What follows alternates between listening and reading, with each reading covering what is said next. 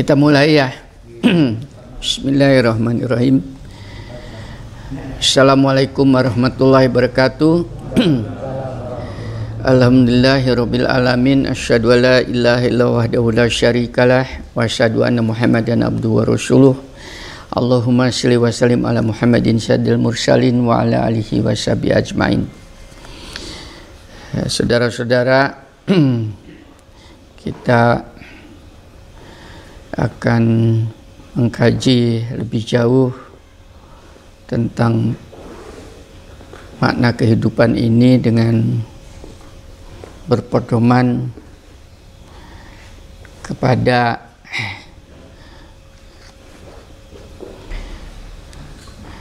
landasan-landasan atau referensi hidup. Saya tidak akan lepas dari referensi itu supaya sama-sama tahu. Saya menggunakan firman Tuhan sebagai referensi utama. Jadi tolong ini dijadikan sebuah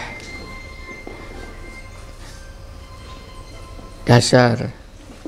Saya tidak akan lepas dari itu. Jadi apa yang saya sampaikan ini bukan keluar dari konteks firman Tuhan.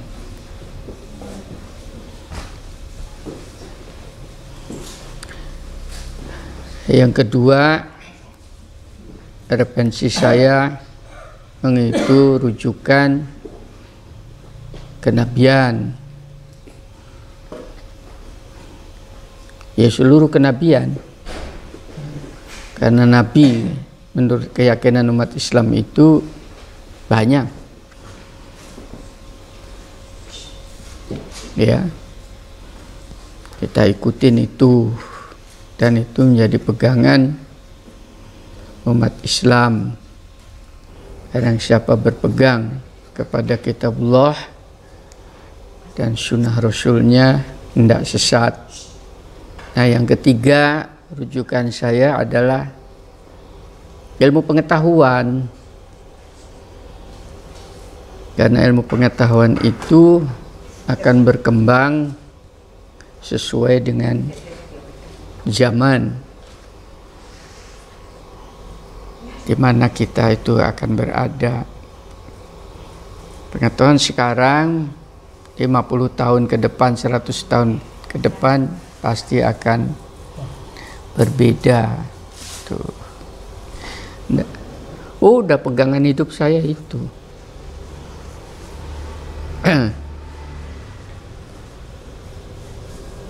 Jadi kalau ada orang ingin bertanya tentang apa yang saya sampaikan, saya tidak akan pernah lepas dari pegangan itu tadi. Nah, pagi ini juga saya mulai dengan rujakan itu untuk sebagai bahan kajian ya, supaya kita bisa mengisi hidup ini dengan benar. Saya mencoba mengunduh referensi daripada Al-Quran khusus untuk pagi ini, yaitu tentang makna daripada kebenaran itu apa. Karena kebutuhan manusia itu adalah kesejahteraan, kan, hidup dunia akhiratnya. Tuh. Hidup sejahtera ini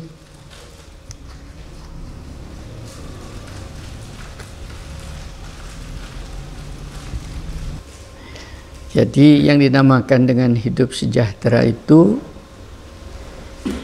yang pertama adalah keamanan.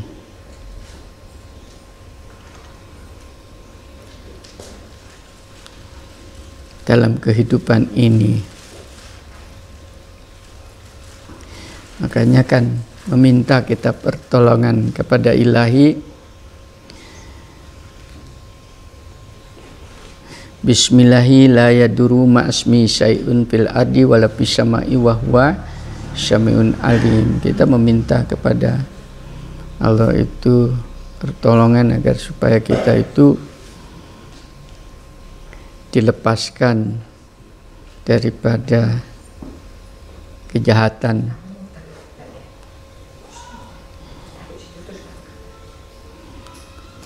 makhluk-makhluk Tuhan yang melata di bumi maupun di langit, kan begitu ya, minta pertolongan. Itu kesejahteraan, karena kita ingin aman, ingin damai, ingin tenang. Nah, itu semua orang mendambakan itu, siapapun juga. Dengan kata lain, kalau orang itu damai, tenang, aman dalam kehidupan, maka itu menjadi sebuah indikator bahwa yang bersangkutan itu sudah mendapatkan kesejahteraan dari Ilahinya.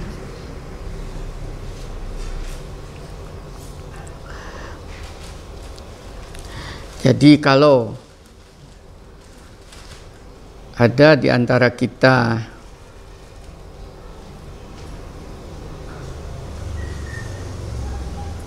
dalam hidup ini panik, ya, bingung, gelisah,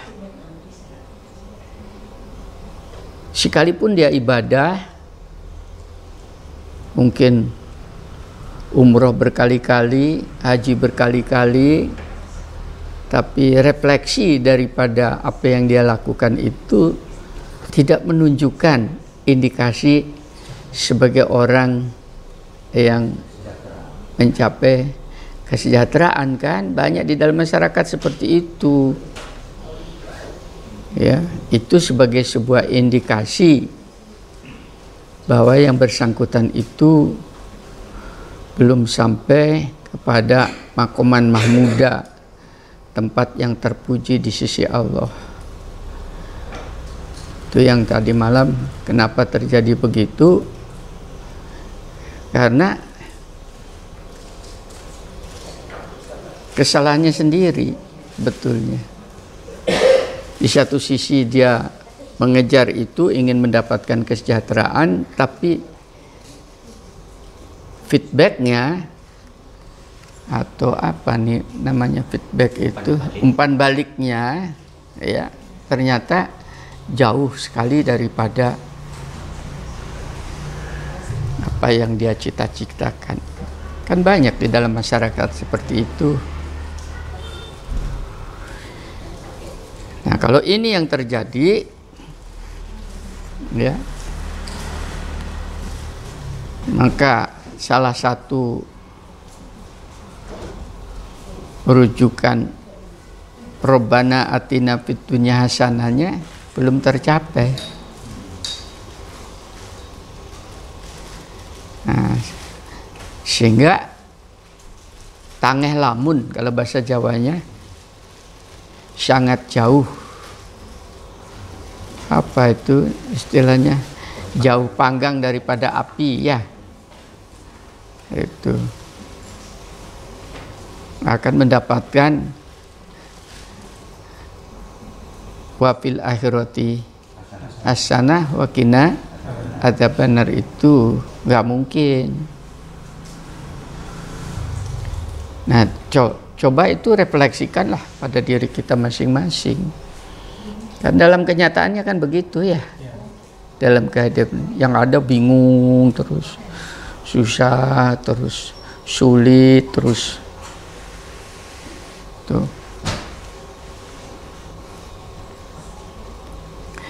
Jangan dibalik. Kalau saya ngomong begini, nanti mungkin di YouTube, iya Pak Ika, karena ada yang telepon ke saya Pak Ika, karena Pak Ika sudah mapan dalam tanda petik dan sebagainya. Itulah kan pandangan dia ya. Itu.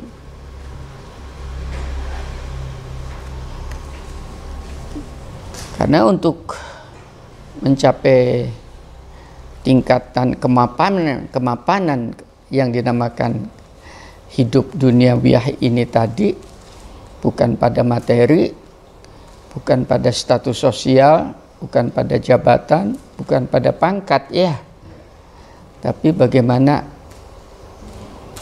menaruh hati dan pikiran secara proporsional, secara tepat guna di dalam menyikapi dinamika dan romantika kehidupan ini. Tuh.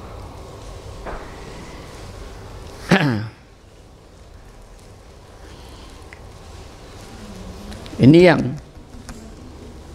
tidak terjadi pada hampir mayoritas manusia, sekalipun mereka mengaku dirinya itu beriman kepada ilahi, tapi di dalam kenyataan sehari-hari itu tidak menunjukkan bahwa yang bersangkutan itu mendapatkan cahaya ilahinya, jauh sekali.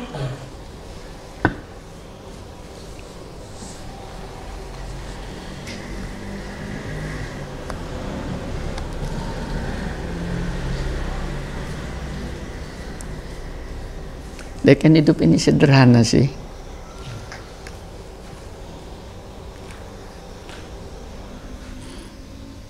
Kalau ingin lihat kehidupan itu, yang paling sederhana, lihat bayi itu loh.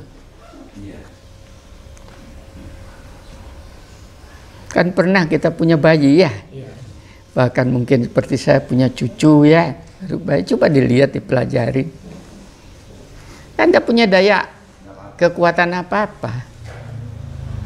Coer, mengkurap saja nggak bisa. Iya, gitu. Ia dapat suplai makanan dari ibunya, dapat perlindungan dari orang tuanya, iya, dijaga dari gangguan dan sebagainya. Kan bisa dilihat seperti itu ya.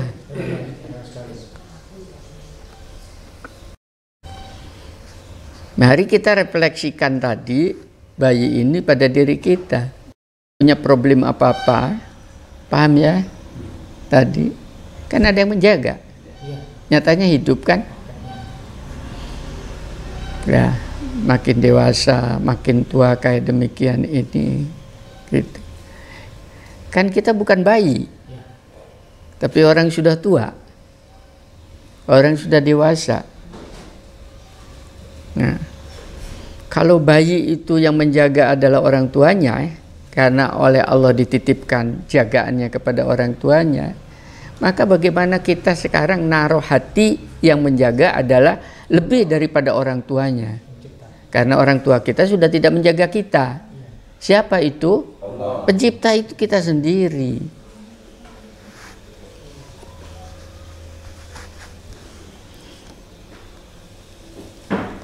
Karena kita tidak mempunyai kekuatan apa-apa di dalam kehidupan ini. Sungguhan.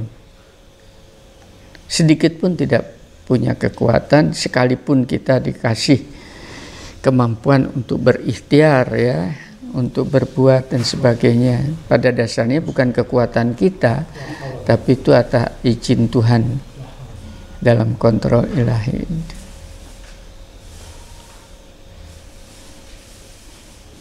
Nah, kebanyakan orang sering sekali men-take over. Take over itu mengambil alih peranan Tuhan itu dalam kehidupan dirinya sendiri.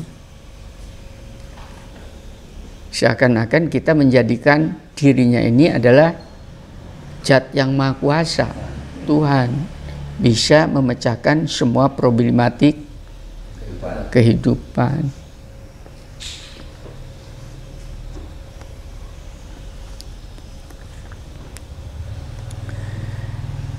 Ini tidak sejahtera. Baru tentang diri kita saja sudah tidak bisa mengatasi, problem dirinya sendiri lah. Siapa yang bisa mengatasi sih? Sering sekali kita itu juga kemampang, atau bahasa Inggrisnya mungkin overacting. Bahasa Jawanya apa itu overacting? Bukan overacting, itu berlebihan dalam mengambil sebuah tindakan, ya. Bukan mengambil sebuah tindakan seakan-akan semua problem bisa diatasi sendiri. Terus gampang, ono bapak beres. Nah, begitu kata-kata itu keluar, dia sudah menuhankan dirinya. Bisa ya? Itu pada keluarga ya. Belum lagi pada orang lain. Sudah ada saya. Nah, itu juga menuhankan dirinya. Begitu dikembalikan semua problem itu kepada yang bersangkutan, baik itu problem anak, cucu, mantu, dan sebagainya, yang terjadi apa? Tidak punya kemampuan, akhirnya stres di dalam hidup, bingung semua. Karena memang bukan makom, istilahnya bukan tempatnya dia untuk memanage problematik kehidupan itu tadi. Iya.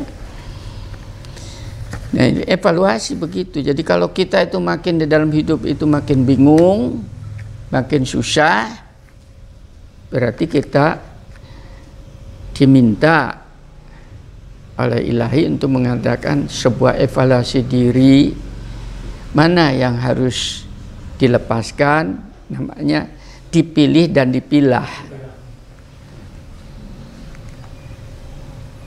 Tidak semua harus bisa diatasin. Gak mungkin.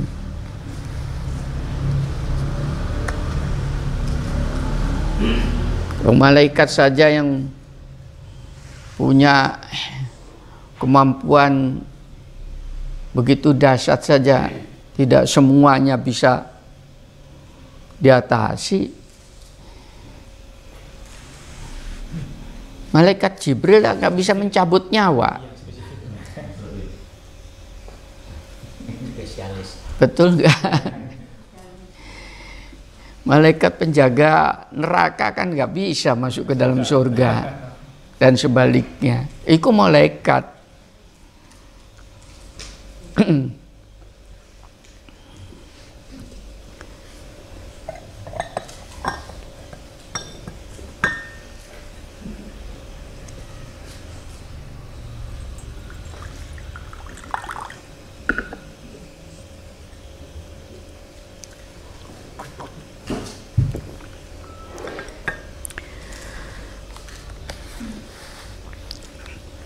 Malaikat sendiri tidak bisa overall berfungsi untuk segala tugas. Memang dipaket seperti itu oleh Allah.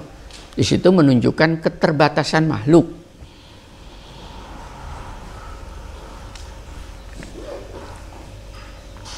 Apalagi kita. Kita juga punya keterbatasan yang lalu selalu saya katakan, kalau saya sebagai kepala keluarga, kewajiban saya adalah hanya menyantunin, menjaga kehormatan, mendidik pada keluarga, istri dan anak. Itu fungsi daripada kepala keluarga. Ya, saudara bagaimana, cucu dan bagaimana, bukan urusan kita, dibatasin.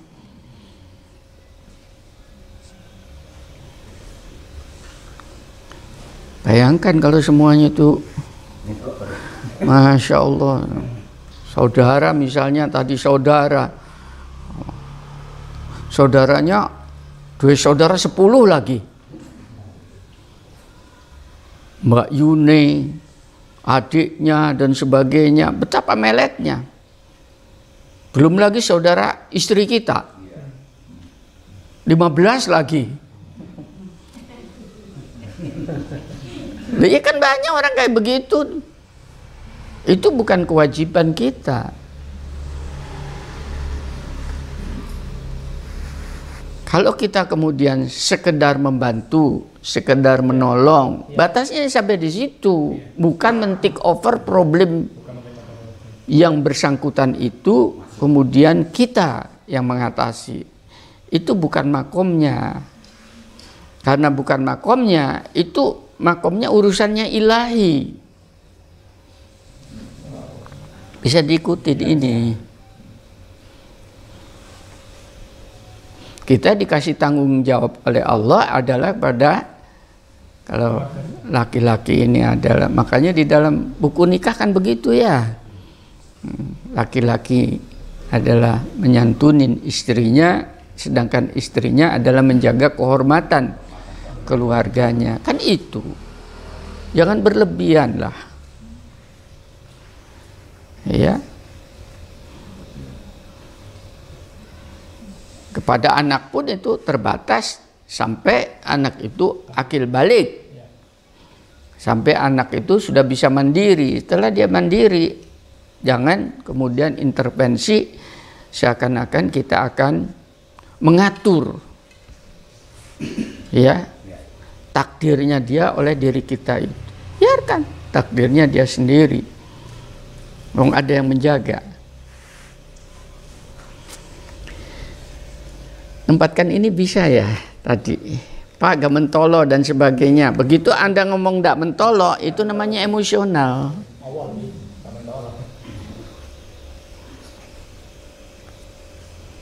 Emosional. Sedangkan segala sesuatu yang sifatnya emosional, artinya tidak rasional, maka ujung-ujungnya tidak jelas.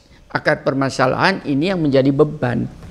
Kita itu istilahnya itu tidak pernah tahu benang merahnya di mana. Karena keruwetan itu bukan pada kita, tapi keruwetan itu pada yang bersangkutan. Makanya jalan satu-satunya kenapa agama itu diturunkan, supaya orang itu masing-masing pribadi mempunyai solusi.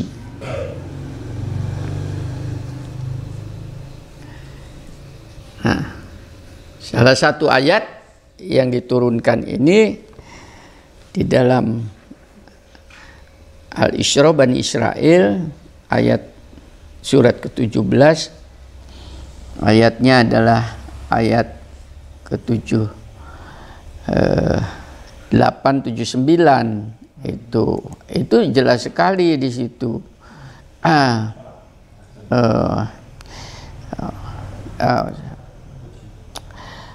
Mulai dari 78, 79, 80 ya. Tapi yang ke-80, 81 itu makanya di situ disebutkan wakul, katakan, sebutkan, berdoalah, memintalah kepada Allah, berharaplah kepada Allah ya. Rabbi adkhilni mudkhala sidqi wa akhrijni mukhraja sidqi waj'alni min ladunka sultanan nasyira. Diajari oleh Allah itu. Ini diberikan solusi ini, resep ini kepada siapapun juga. Kenapa sampai turun? Tadi kan saya bilang referensi hidupnya saya selalu Al-Quran, Sunnah Rasul, dan keilmuan. Ya, kalau ini kemudian saya sampaikan kemudian ditolak, berarti menolak kebenaran ilahi. Kalau di dalam ayat itu disebutkan, dan katakanlah ya, atau berdoalah, Tuhanku masukkan aku ya secara masuk yang benar. Nah, artinya itu kemana itu? Masuk kemana? Iya, langkahlahkan kakiku, langkahkanlah pandanganku, langkahkan pikiranku, ya, masuk ke dalam mahlige kebenaran. Yang dicari itu kebenaran, istana kebenaran. Itu diminta kepada Allah itu tadi, karena manusia itu untuk melihat kebenaran itu tadi sering sekali ada di depan hidungnya, tidak nampak.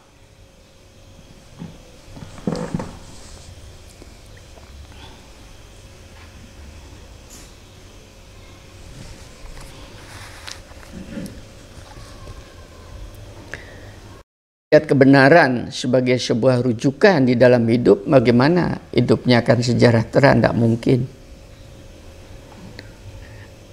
Ya, satu contoh, misalnya ini kan banyak di dalam masyarakat sudah benar dipilihkan oleh Allah yang namanya lawan jenisnya untuk menjadi jodohnya. Kan Allah itu yang menyatukan, betul enggak? Tidak pernah kenal, kemudian kok mau dilamar, kan begitu. Lo cek geleme dilamar. Lah, itu kan sebuah kebenaran pada dasarnya, ya. Kebenarannya itu. Tapi kenapa di dalam masyarakat banyak sekali apa yang terjadi? Ini saya tidak menyinggung mereka yang kena kasus ini, ya. Tapi ini adalah kasus yang ada di dalam masyarakat. Kawin cerai. Paham ya? Secara syariat kawin cerai itu ada aturannya, tidak salah. Tapi itu adalah perbuatan yang tidak disukai oleh Allah. Kan begitu. Makanya kenapa ada lembaga keagamaan, kalau ada orang punya masalah seperti itu disuruh nangguhkan, ya, di mana-mana itu, bukan hanya di dalam Islam, di dalam agama lain begitu, ya, mesti ada apa yang namanya lembaga perkawinan, dipanggil dua-duanya, cobalah dipikirkan kembali, paham ya? Nah itu, kalau kita melihat bahwa mahlige perkawinan itu adalah sebuah kebenaran, paham ya? Nah, maka kita tidak akan melihat apapun bentuknya mahlige itu sebagai sebuah kenistaan, tapi akan disyukuri sebagai sebuah karunia.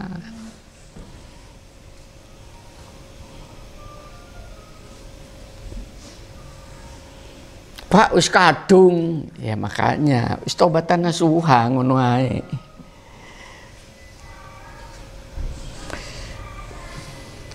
Nah, itu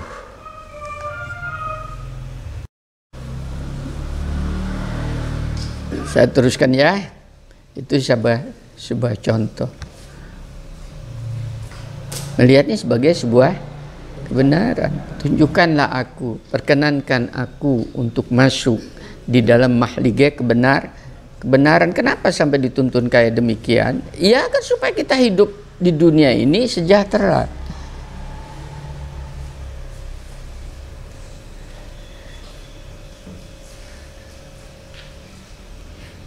Itu dari keluarga,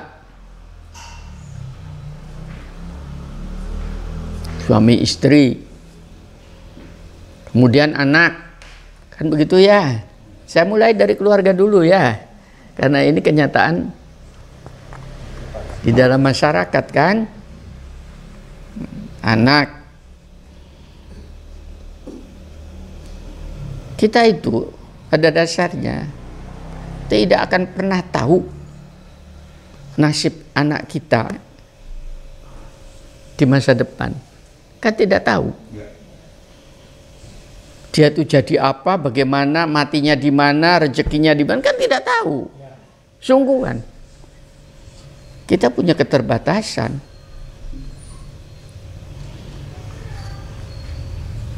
Nah, kita sering sekali mengambil alih peranan anak itu tadi, nasib anak itu seakan-akan kita yang menentukan. Ini keliru. Kita tidak diminta menentukan nasib anak kita itu, kita hanya diminta oleh Allah, dititipi pada saat dia belum tahu yang namanya kebenaran itu, yaitu namanya pendidikan, mendidik dengan kasih sayang.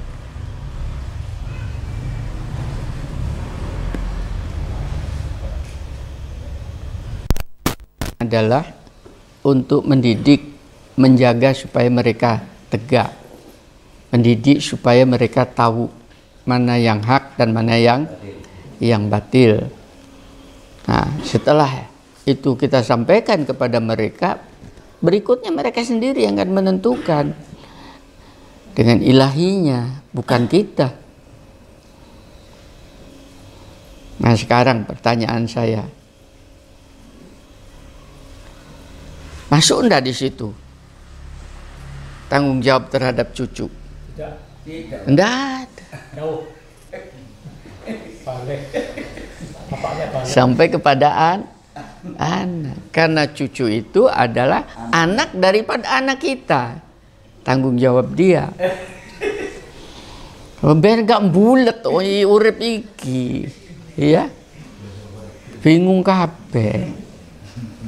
Saya mendudukan ini tadi supaya tadi Rabbana atina fid dunya hasanah tadi, ya, hidup dunia ini adalah dalam kondisi sejahtera.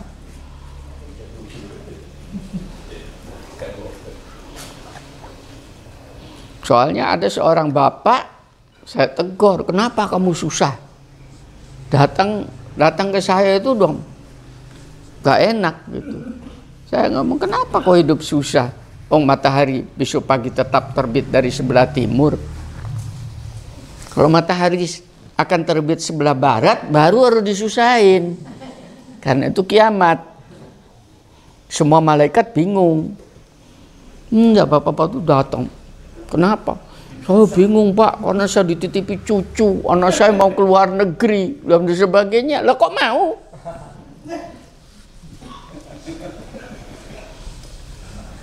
Mbok sapa sing iku? Sing rumangsa iku.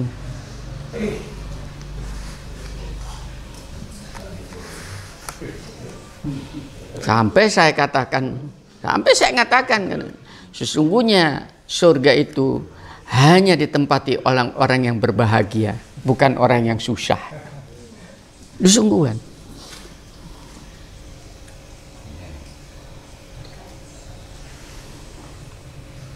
Makanya bibinya Rasul itu pernah mengatakan, bibinya Rasul, ya Rasulullah, dipanggilnya Rasulullah juga, tidak panggil Muhammad, karena walaupun itu adalah ponaannya ya Rasulullah, apakah aku ini masuk surga?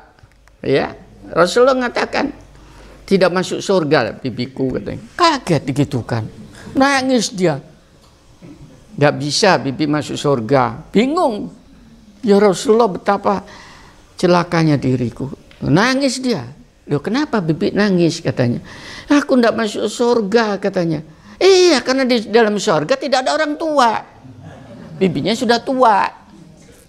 Lalu waktu dia ngomong begitu itu, dia tua. Karena di dalam surga tidak ada orang tua. Semuanya menjadi muda.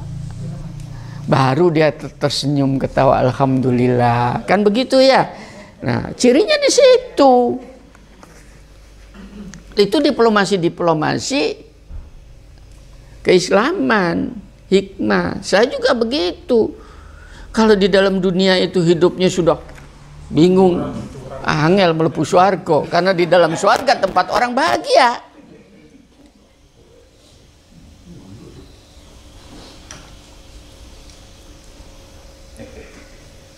susah terus, nggak bisa melebur ke surga, karena di dalam surga itu tempatnya orang yang bersenang-senang. Nah, kalau kita itu menaruh kebenaran itu sebagaimana benar adanya, maka hidup ini menjadi enak, sungguhan. Dari keluarga itu tadi sampai kepada anak sudah dewasa, sudah kita. Lalu itu gimana Pak? Tinggal doain.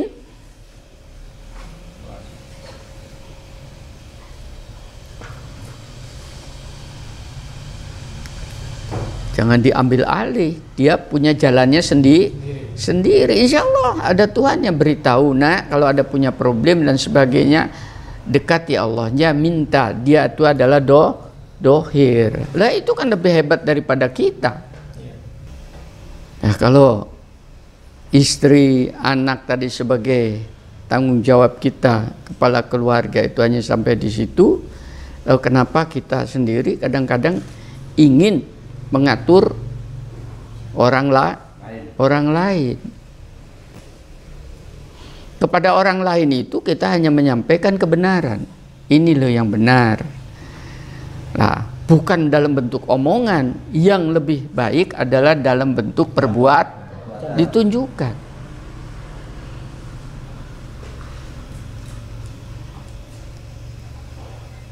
Kalau hanya dalam bentuk omongan ngajak orang kepada kebenaran itu, nanti kena ayat lain. Waqulu qaulu sadida itu, kamu ngomongnya benar. Ya, sungguh murka Allah besar orang yang mengatakan mengajak kepada kebaikan kebenaran sedangkan dirinya sendiri tidak ada berada. Itu lebih berat. Yang paling gampang ya tunjukkan di dalam bentuk perbuatan.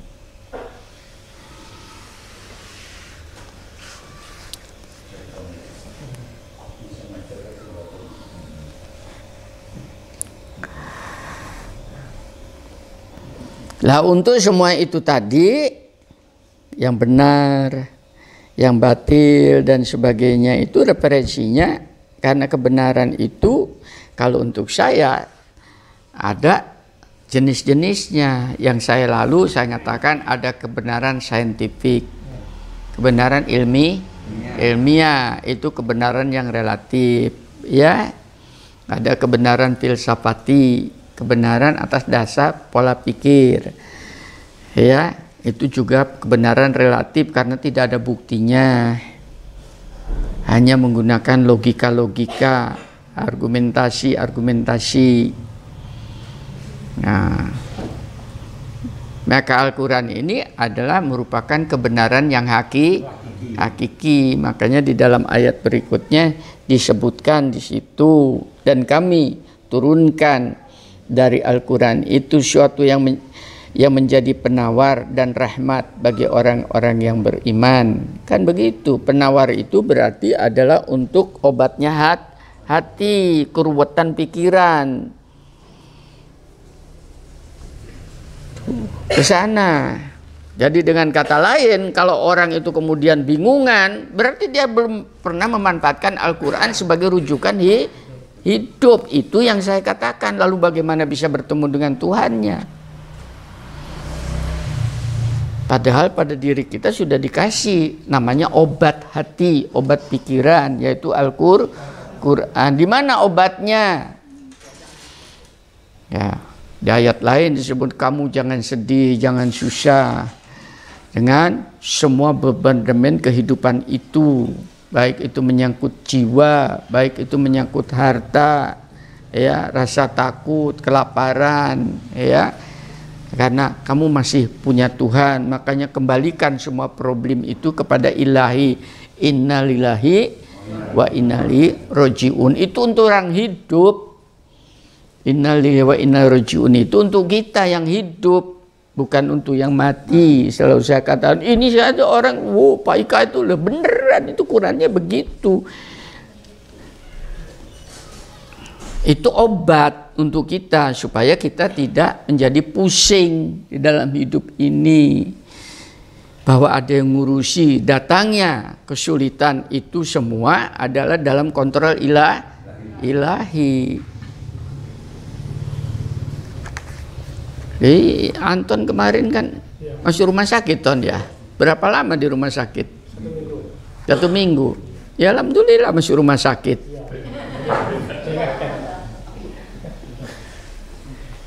Jadi saya masuk ke rumah sakit, datang ke Anton itu, sekarang kamu rasakan sakit itu sebagai sebuah karunia. Jangan minta sembuh. Karena kesembuhan pasti datang sendiri pada waktunya. Kan begitu. Karena begitu minta sembuh, stres. Tambah penyakitan. Ngerti? Tapi kalau penyerahan, innalillahi wa inna rojiun, itu obat hati. Itu namanya penawar. Kan begitu saya kepada Anton. Minggirkan HP, minggirkan pikiran-pikiran, keruwetan dan sebagainya itu tadi, ambisi, minggir, itu menjadi obat. Di rumah sakit terus kamu punya kerencanaan, habis ini saya keluar negeri, habis iya kon. Itu belum menyerah namanya, masih ambisius. Padahal belum tentu keluar dari rumah sakit.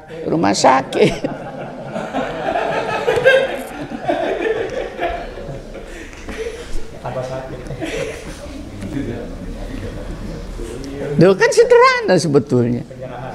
Iya. Buang HP, buang anu, ngapa?